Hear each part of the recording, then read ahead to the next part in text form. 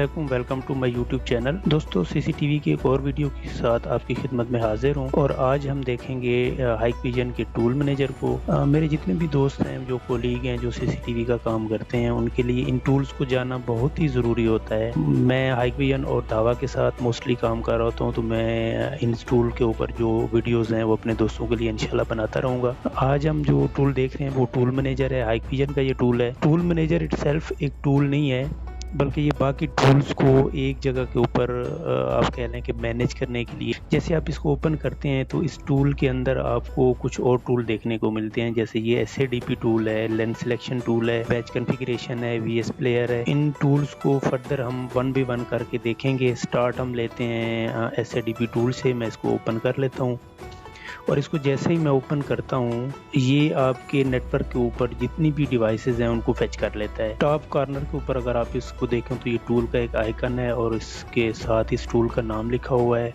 उससे नीचे अगर आप देखें तो आपकी ऑनलाइन डिवाइसेस आ रही हो, device type, status, IP address, port and so on. इसके बाद जैसे ही आप इसकी राइट कॉर्नर के ऊपर देखते हैं तो आपको कुछ और टूल्स मिलते हैं। मैं इनको, ये अभी हाइड हैं इस वजह से कि ये मैंने अभी कोई डिवाइस सिलेक्ट नहीं की हुई।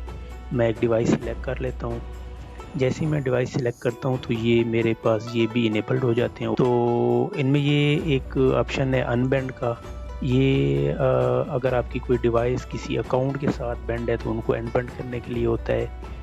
एक्सपोर्ट का ऑप्शन है। यहाँ पे आपकी जितनी भी डिवाइसेस हैं नेटवर्क के ऊपर, आप उनको एक्सेल में जो है उनका डाटा एक्सपोर्ट कर सकते हैं। चलें पहले इसको देख लेते हैं। मैं ये डिवाइस एक सिलेक्ट की है और इसको मैं एक्सपोर्ट कर लेता हूँ। वैसे इसका कोई फर्दर सा नाम रख लेता हूँ। डेस्कटॉप के ऊपर मैं इसको सेव कर लेता हूँ और ये मेरी फाइल सेव हो गई। चलिए देख लेते हैं इसको। पहले ये मैंने इस फाइल को सेव किया तो ये वही डाटा जो वहाँ पे था, ये सारे का सारा डाटा यहाँ पे आ गया। आपके पास जितनी भी डिवाइसेस हैं आप उनका डाटा एक्सपोर्ट कर सकते हैं। आगे चलते हैं तो उसके साथ टॉप राइट के ऊपर अगर आप देखें तो ये कुछ नेटवर्क के पैरामीटर हैं जो आप मॉडिफाई कर सकते हैं अपने डिवाइसेस के। लाइक आपने अगर उसका IP एड्रेस चेंज करना है या आपने उस डिवाइस का पासवर्ड रीसेट करना है तो वो भी आगे चल के देखेंगे। DHCP इनेबल है इस डिवाइस का अगर आपने करना है और आपके पास अगर नेटवर्क में DHCP सर्वर इंस्टॉल्ड है तो आप DHCP के थ्रू भी इसको IP जो है वो दे सकते हैं।